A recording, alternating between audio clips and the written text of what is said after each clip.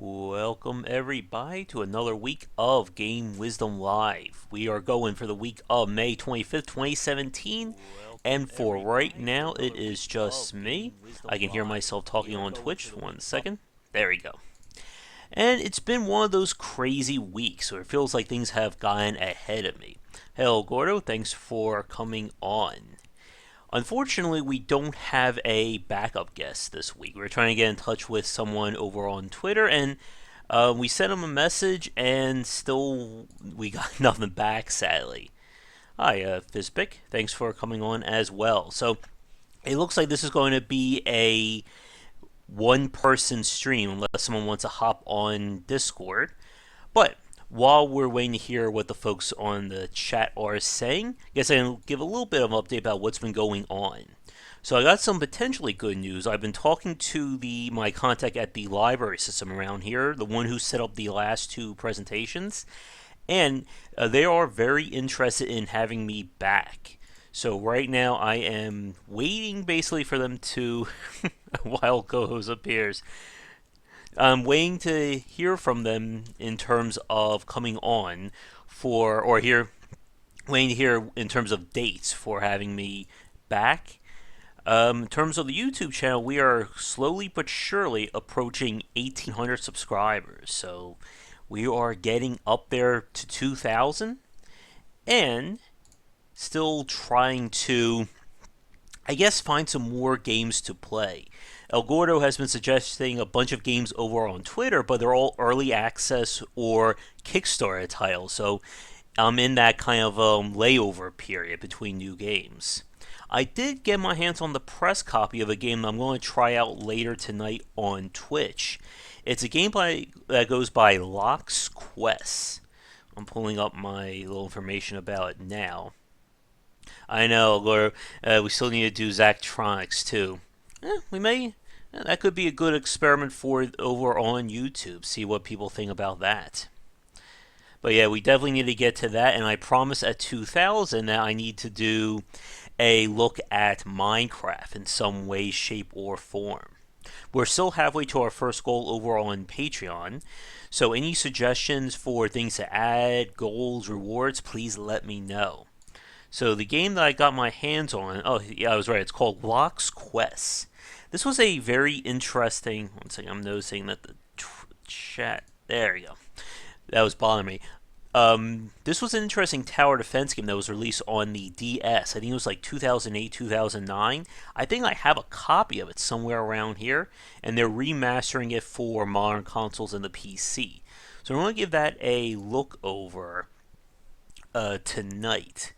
And it's kind of going to be interesting to talk. Oh, I just remember what I was going to say. I've also been, of course, playing Gwent. And as I think El Gordo watched me last night, it's back to the School of Hard Knocks for me as I'm trying to rebuild my deck and see if I can make Nilfgaard work without having to rely on Reveal, which is the pretty much like the more popular version of the faction. But Gwent actually, it will lead into a discussion. Yeah, I know they're going crazy with Masters, but that kind of leads me to a discussion that I'm going to have with you guys. This is going to be kind of half catch-up, half critical thought, but we'll talk about that in a few minutes. Also, this week, of course, we finally finished The Surge, which I am glad that game is done, no matter how much anyone wants me to play a new game plus. What's interesting is that I've been watching other people play it online, and I'm noticing they're running into the exact same problems I have. And it seems like the general solution is to just tank up and just try and overwhelm enemies that way. Yeah, I heard about that too, El Gordo, that the creator of Parappa the Rapper is working on a new game, which I believe is on Kickstarter right now, or should be. Also, an update about the podcast and stuff that's been going on. I'm going to be posting next week, I think, my discussion I had with Sandy Pearson. We were going to talk or save it for the Kickstarter that they had planned for earlier this month, but due to logistics issues, they had to push it back until July. So that the good news is that frees me up to post the podcast anytime I want, but bad news is it's going to be kind of weird again. We're going to be talking about something that's coming that's never going to happen at the exact time. But I am in talks to have him on possibly for a live discussion around the time they're going to do a Kickstarter for an expansion to Cthulhu Wars. And I've been definitely chomping at the bit to talk to him about that because I want to see kind of the inspiration and talk about the design. Yep, and the Immersive Sim podcast, if I planned everything out, it should be up for this week's cast. Fingers crossed I got that all planned though. But we're going to try have him back on later, so here's hoping we can do that. And we're still looking for new guests, obviously for these live discussions and for the podcast. So if you're a developer or enthusiast who loves to talk about game design industry, definitely let me know about that. Now, let me see what we got here. Yeah, so we were talking about the proper route, but I just lost my train of thought again. It's been one of those weeks.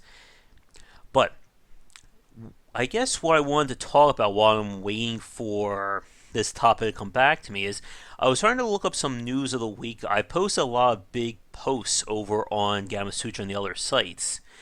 And I kind of posted like a little game design quiz. And so far only one person has actually wrote something in, so that's great. But I'm still trying to figure out in terms of, I guess, what I want to do more regarding YouTube and on Twitch. So obviously for you watching this right now live, we're on Twitch and will be uploaded on YouTube.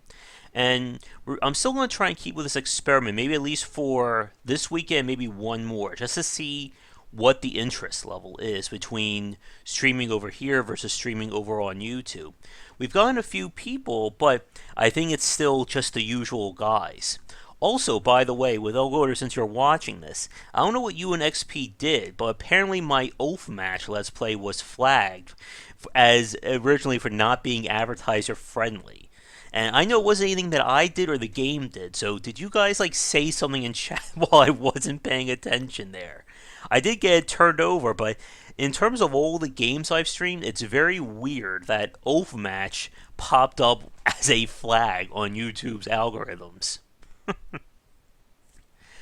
So, unless there's something very deeply disturbing about that game that we didn't get to, maybe that's it. Maybe like at the halfway point, the story gets all Darkest Dungeon on us.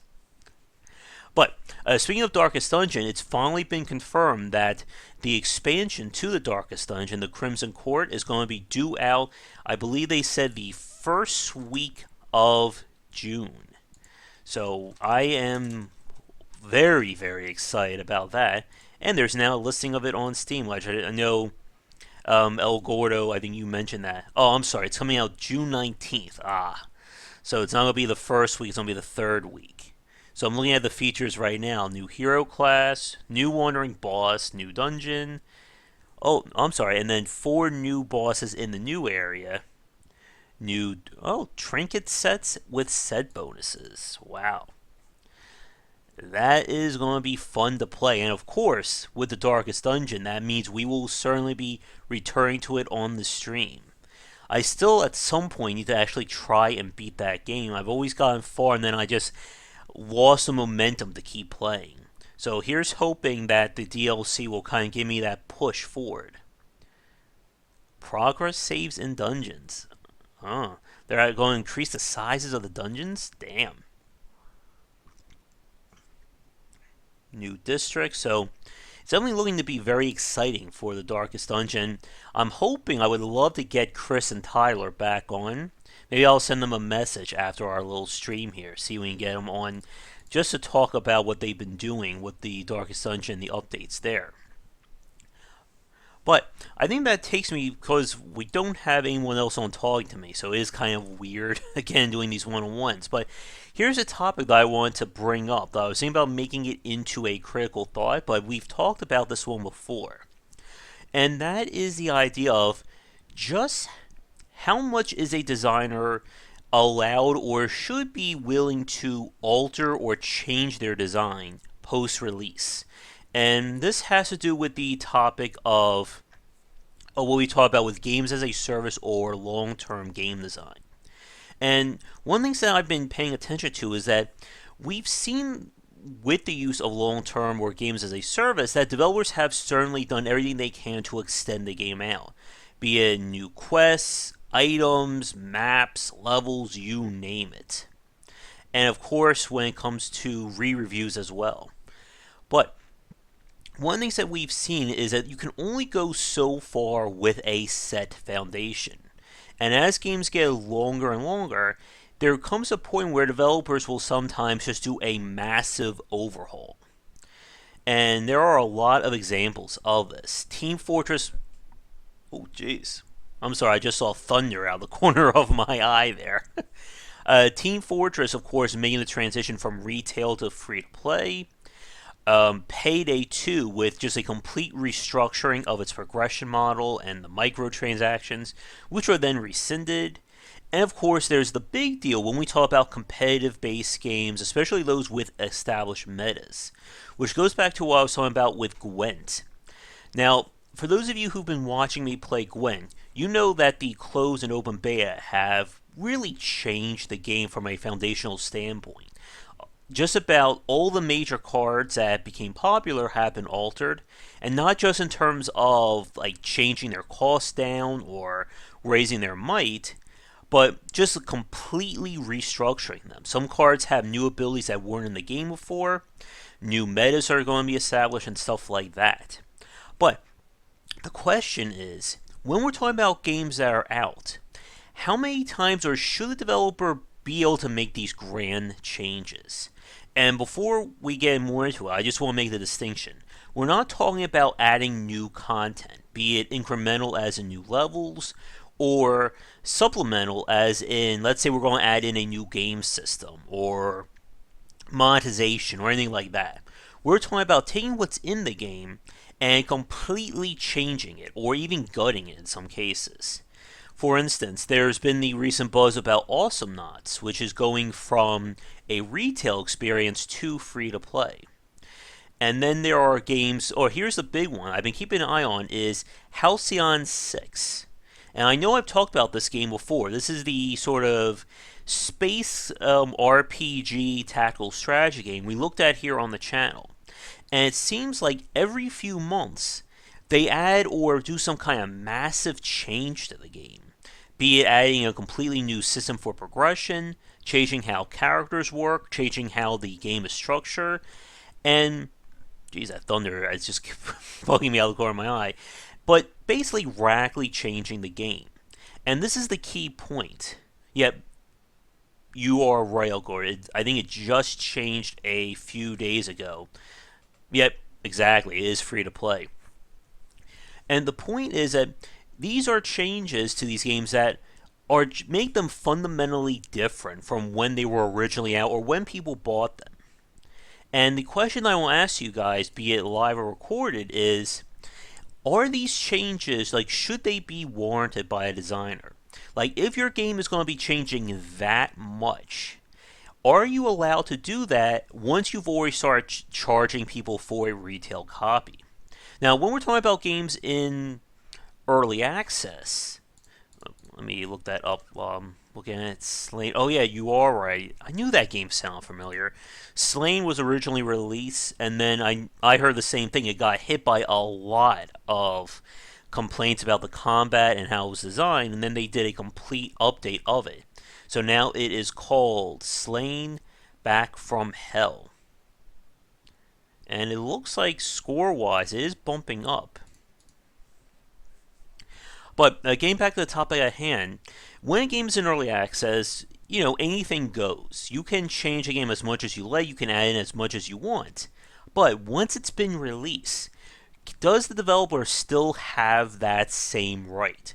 If I bought your game for whatever amount of money and it's like X, and then a year and a half you change it to Y, am I entitled to gain my money back? Am I entitled to complaining about it? And this is one of those very interesting topics that we really don't talk about all that much, simply because there's not too many examples of this happening in terms of the wide spectrum of the industry. Now, with something like Slain and also like Skyshine's Bedlam, those are cases when the game came out, it was just, well, I guess no pun intended, or pun intended, or slain in the review scores by critics. And we talked with the developer of Skyshine's Bedlam about this what was it, like about almost like I think over a year ago. And I mean, it hit them hard when that game failed. And it just came down to the one remaining designer to basically try and salvage this game idea.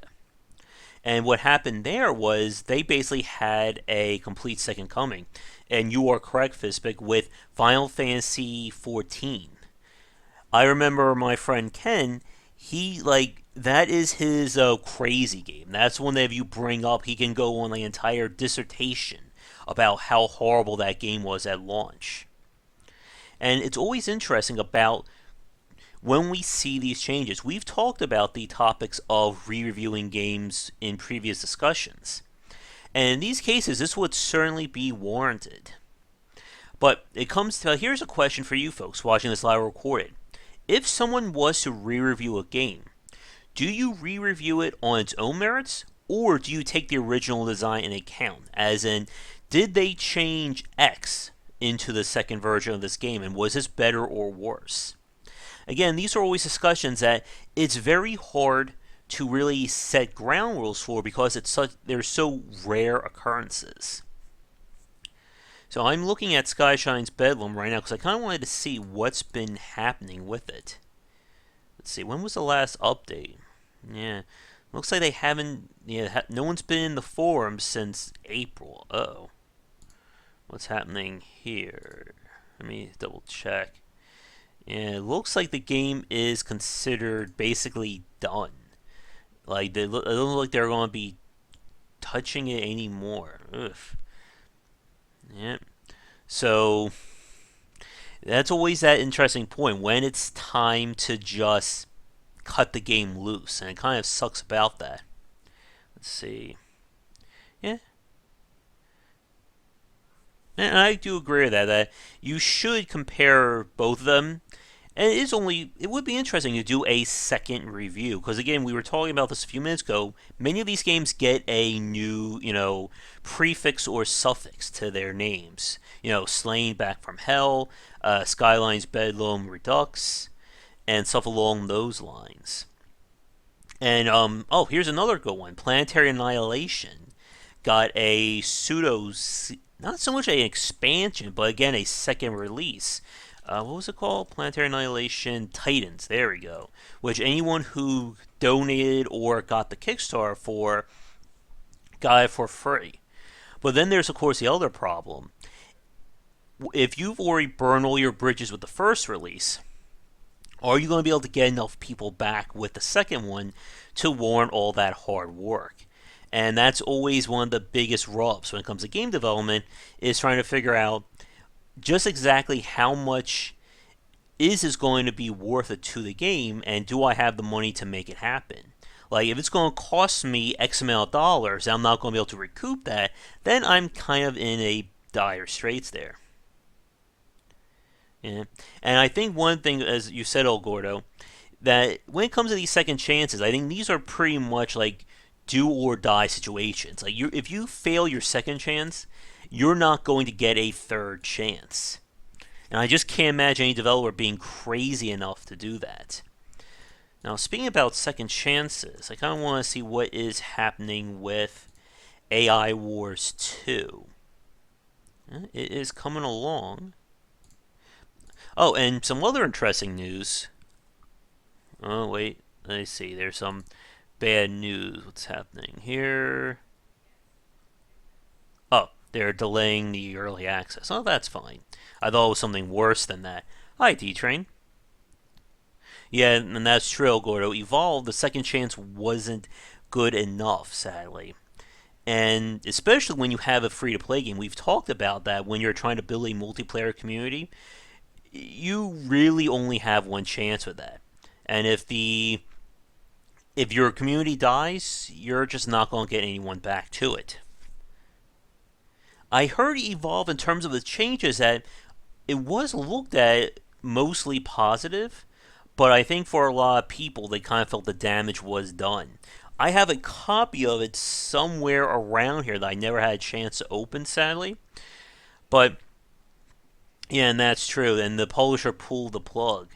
Speaking of which, as some interesting news, I heard IO Interactive had massive layoffs this week. So anyone who was let go, good luck to you. And sadly, if you didn't hear the news, IO Interactive was let go by Square Enix after the not so successful sales of Hitman 2016.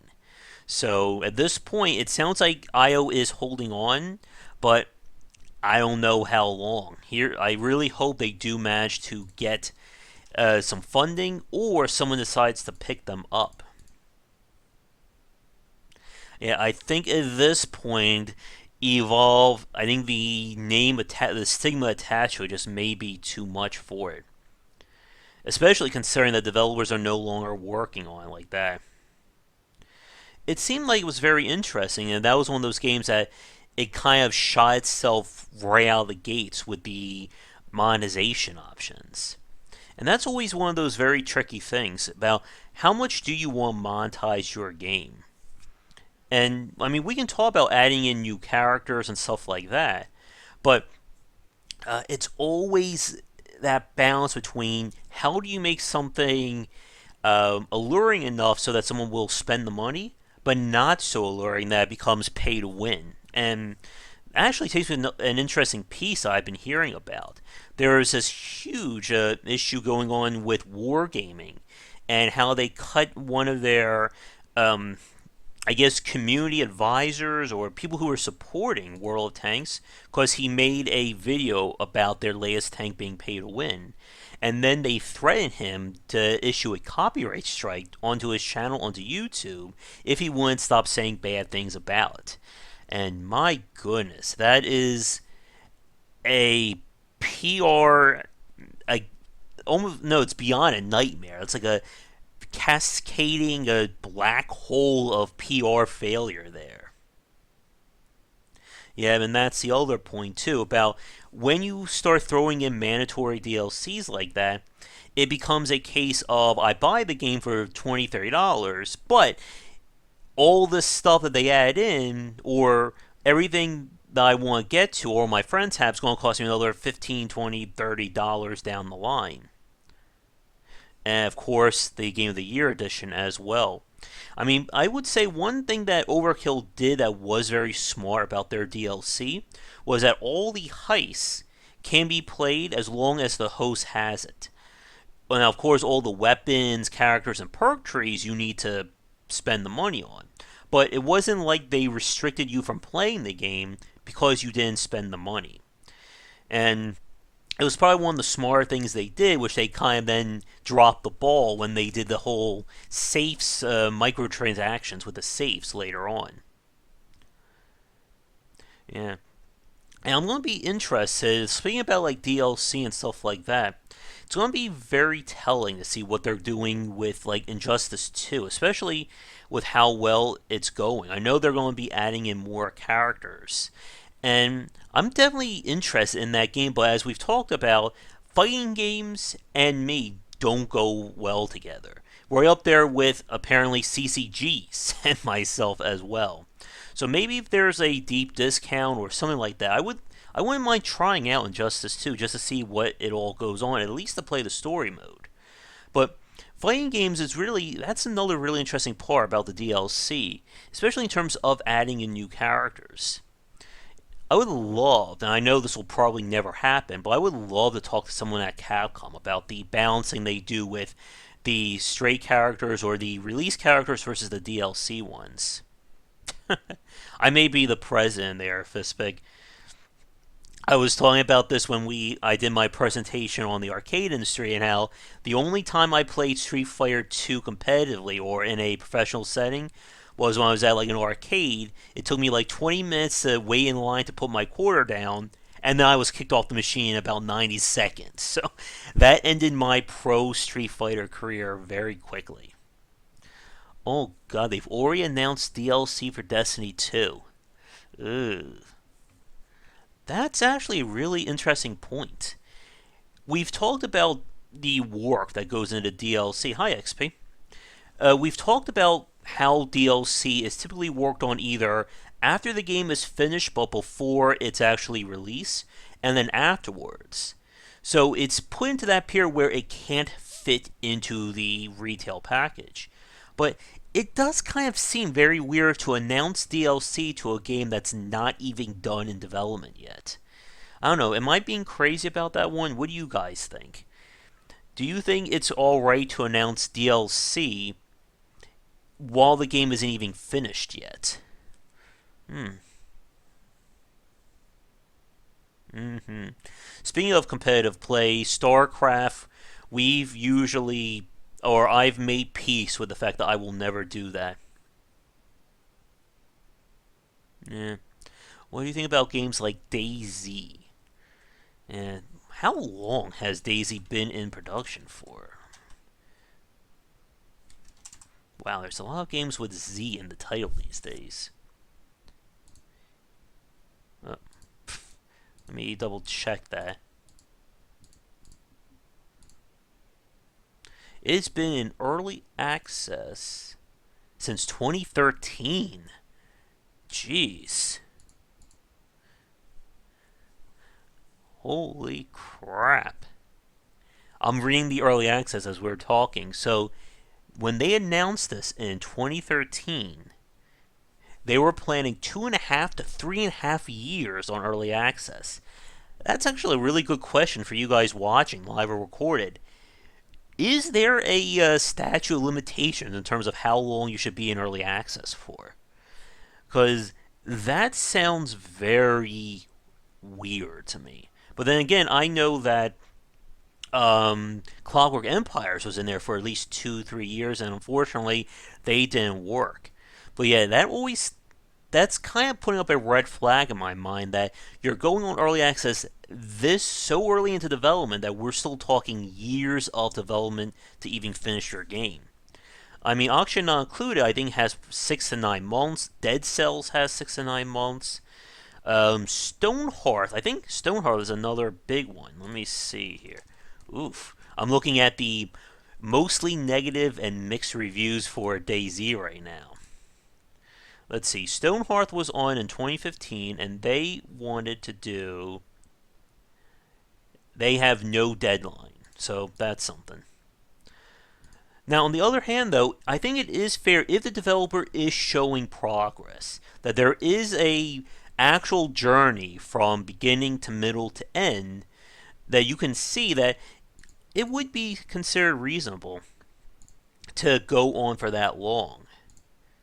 Now, let's see. When was the last update to this game? Hmm. And speaking about games that have kind of failed that, we have something like Goddess, which probably my biggest regret of a game that I paid for, and I spent $1 on that one. DayZ is game. I don't know if I would consider that games as a service. I think when we're referring to games as a service, we're referring to a game that is already out and is receiving post-release support. So something like Overwatch, Team Fortress, stuff like that. But yet, infinite early access, though, that seems like more of a risk on the consumer's part. And I talked about this in a critical thought or industry insight a few days ago, that there are developers out there who have a tough time of knowing just when their game is finished. And as I said on that piece, it's a very bad sign when a developer says it's over when we run out of money. You really do need to have a reasonable idea of what's going to be in your game for it or to be considered 1.0. Updating a game is games as a service. Ugh.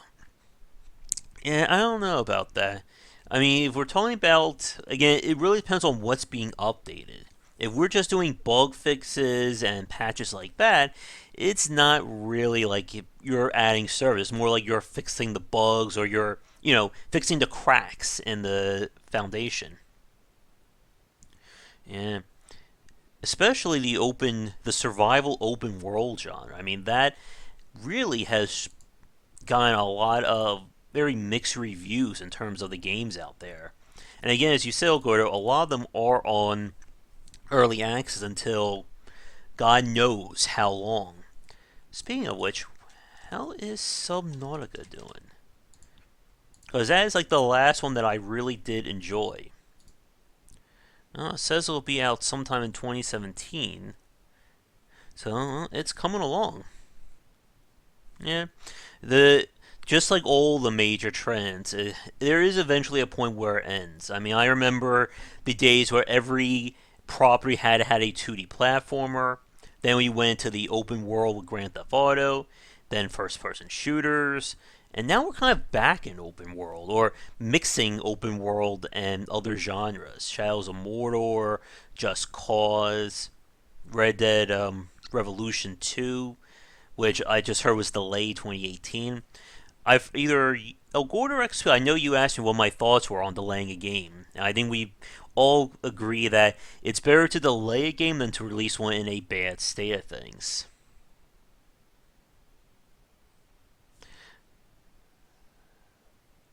Kona. I know The Long Dark was just released too, which we tried here, and I did very, very bad in that one. Yeah, that is true, XP. And that goes back to what I was talking about with the earlier post this week. That a lot of the information or knowledge about what it means to make games really isn't shown to consumers or really isn't discussed at that level. Yeah, and that's also true, Gordo, that at least being able to have a roadmap on your game is a pretty good idea. It's one of the things that's helped stuff like Starbound. They had some trouble, Terraria, and even Stonehearth. I can't believe I forgot that. Stonehearth, they do like monthly updates. They have a pretty good roadmap. But then again, it's only a roadmap is only as good if you can follow it. And like Clockwork Empires, I keep going back to it, but it really is sadly a good example of this. Is that they had like I don't know if you guys had a chance or you looked at their development blog. I don't know if it's even available anymore, but they had a massive development roadmap for Clockwork Empires. They had lockdown of um, what's done in the game engine, what's done in terms of design, art, sound, you name it. And they never managed to make progress. D Train. How does Minecraft say the top so long and then Lord Oakley Kids? Yeah, that may be true. It was also the first game or the first big name of it, so it kind of has that following. But yeah, as someone who was watching Minecraft back in the early thousands or early decade, it's still so weird to me to see that game explode. And I like just am shocked by the number of people who are playing that on YouTube and Twitch. Like the communities that have risen from it, the craziness that's around it, the fact that there are Minecraft like coloring books and Lego knockoff sets. It just freaks me out to see how big that game has gotten. Which, and speaking of, there's of course Five Nights at Freddy's, and this is the example that to me that something is just very weird in terms of the messaging for Five Nights at Freddy's. When I get my monthly allergy shots, I have to go to the doctor and get them, and they have artwork from all the people up there. And someone drew a Five Nights at Freddy's picture that's hung up for children at my allergy doctor. And I'm just sitting there going, wait a minute. Wait, this is up there? Yeah. And that is true, XP. A roadmap, like I said, it's only as good if you can actually follow it. Oh, jeez, I'm kicking everything. And if you still have a steady plan with it. Just because you say that you're going to do X, Y, and Z, doesn't mean anything if you don't actually do it. But yeah, No Man's Sky is definitely going to be, I think, one of those anomalies, at least until the next big crash happens, which who knows at this point. Now, another part that I was thinking about turning into a vlog, but I don't have enough. But I kind of want to get your guys' thoughts since we have several people here in chat. I was playing the game, the Guild of Dungeoneering. There was a free weekend last weekend about it. Let's see. I'm going to pull it up here just to make sure I got the right title. Yeah, Guild of Dungeoneering. It was to celebrate some updates to it. And I tried it, and I just bounced off that game like rubber, basically. And it's because I think for me, it's one of those games that it's a very passive game in the sense that you don't control your characters directly. You basically place things down, then you try to like motivate them to go to certain points. And I've just never been a fan of games like that. I've always been a direct player. So I'm curious for you guys watching this, either live or recorded, what do you think about games built around passive interaction like that, where the player isn't in complete control? I'm trying to think of some other examples of games off the top of my head, and nothing is coming to me. There's this one game, and it's time for a little name that game test here. There is a game for the PlayStation 2 or 3 that the whole thing was you speaking into a microphone and guiding this woman around on a spaceship. And I cannot remember the name of it. I think the woman, or the voice of the woman, was a famous actress. Yeah, clickers too. Yeah, that passive, I just cannot get into those games. The clicker games, again, we've talked about, have that progression model that keeps you coming back into it, which I really do enjoy, but it only lasts so far. And then once that mystique has disappeared, I can't play anymore. And I'm sure El Gordo remembers that riveting April Fool's Night when we spent about an hour playing Cookie Clicker. That was the most exciting game we've ever played. You've never played a PS2 game. There are certainly a lot of winners for the PlayStation 2. Oh man, Maximo. And speaking about revivals, I would love to see more of those classic games. El Gordo has, I think he may have PTSD from that horrific stream we did.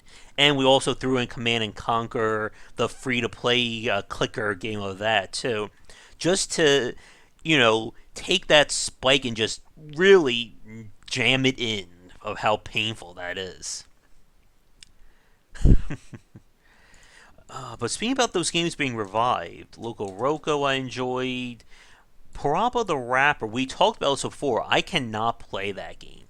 That was one of those games when I was younger that nearly got me to rage of how bad that was, or how bad I was at that game. Could never make it past the first level. I think we talked about how to do with how the overlay was working, or the delay. We knocked El Gordo out. That's not good. I'm trying to think if there's anything else I want to discuss. Oh, I guess one thing that's very interesting, speaking about games that are still lasting, Overwatch is, they just had their yearly anniversary, and I know I keep saying this, but it does not feel like it's been a year since Overwatch was released. It just feels like it's only been like 2 or 3 months, but yeah, it came out literally 1 year and 1 day from this stream. My God, I am so out of it in terms of days and times now. Oh man. Yep. Yeah, Voodoo Vince is kind of a shame because I talked to the developer about, and that's going to be an upcoming podcast too, and it really is a product for its time. And unfortunately, some games just don't really age well like that, and that also leads into probably a discussion about why it makes it so hard to do game preservation. Because people will say, why do you want to preserve all the bad games, or games are getting better? Why do you want to go back to that? But yeah, the mascot driven genre. That's what we were actually talking about. How that was kind of the late '90s, early 2000s was the heyday of the mascot driven games. But, I bet it wasn't that long of a development considering how simple that design was. One of these days, oh yeah, of course, ukulele. I need to play that game at some point, but they never got back to me, and neither did the developers of Snake Pass, which I found very odd. It's kind of weird how some developers I will get back to immediately, and then there's some who will never get back to me. And And for the smaller games, you don't need to make much exactly XP to break even on that. But I guess, let me see, well, we're actually 40 minutes in, which isn't bad for me just talking to myself basically for this time. Oh yeah, they were already doing a Patapon. Isn't it out already? But yeah, they've already announced they're doing a remake of Patapon. Where is it?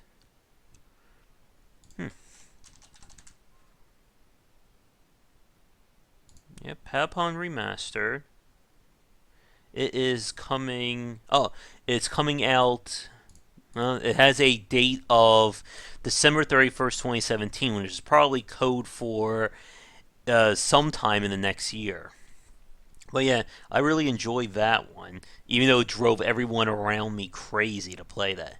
One game that I really loved, Toomba, which, if we can get that first Patreon goal and it is available to stream or play, I would love to do another play of that one. Hmm. Wait a minute, don't I own that already? That's actually a really good point. I think I own Toomba, but I don't know if it's available for streaming. Because that was a really great combination of genres there.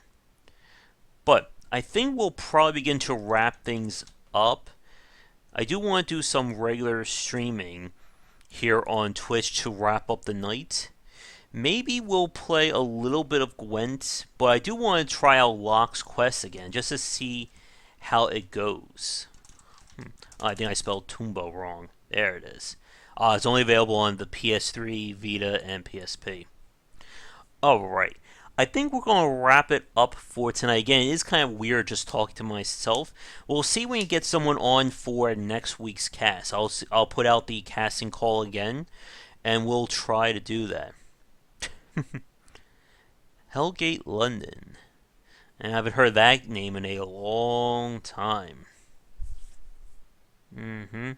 That one was sadly supposed to be the big Diablo killer that just never managed to get out of the gates. It also ran into some big monetization problems with the subscription versus free play. But I guess to wrap it up, going back to the topic regarding re-reviewing or changing games like that, it's definitely been a popular option. But I guess the question is it a one-time deal? Like, can a developer do it again? We talked about second and third chances, but the thought that I had to do with Gwent. When they did the public beta, they completely upended the meta and the design of a vast majority of the cards. I'm just wondering, is this going to be a one-time deal? When Gwent eventually hits 1.0 at some point, are they going to do another restructuring of the meta?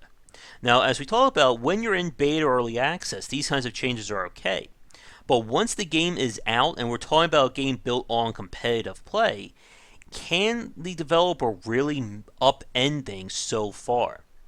Hearthstone has definitely been a case where it seems like every time they make a change, it only alters things in the short run, then we're right back to the meta. Like, I can't imagine at this point Blizzard doing a grand restructuring of the cards anytime soon. But the pros and cons, of course, when you do that, it gives you a chance to start fresh and try again.